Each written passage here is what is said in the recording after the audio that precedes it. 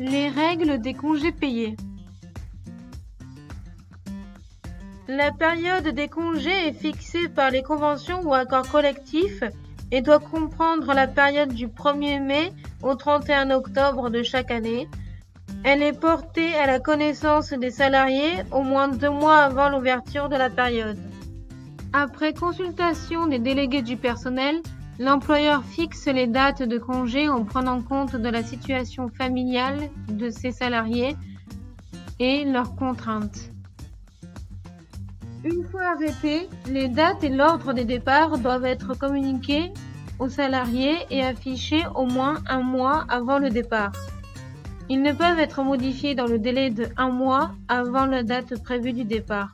La période minimale de prise des congés principaux doit être de 12 jours ouvrables en continu pendant la période légale du 1er mai au 31 octobre. La période maximale ne peut être supérieure à 24 jours ouvrables consécutifs. La 5e semaine de congé payé doit être prise séparément des autres.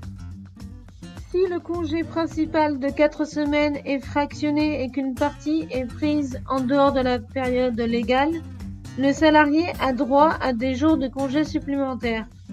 Un accord peut préciser les conditions du fractionnement ouvrant droit à des jours de congé supplémentaires. À défaut d'accord ou de convention, des jours supplémentaires sont accordés dans les conditions suivantes. 2 jours ouvrables supplémentaires si le salarié prend 6 jours minimum de congé en dehors du 1er mai au 31 octobre. Et 1 jour de repos supplémentaire s'il prend entre 3 et 5 jours de congé en dehors de cette même période. Le fractionnement de la 5e semaine de congé n'ouvre pas droit aux jours de repos supplémentaires.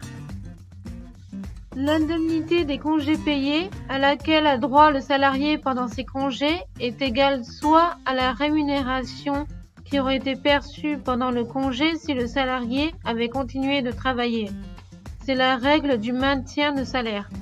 Soit au 1/10 de la rémunération totale perçue par le salarié au cours de la période de référence pendant laquelle ont été acquis les congés payés, c'est-à-dire du 1er juin N-1 au 31 mai N.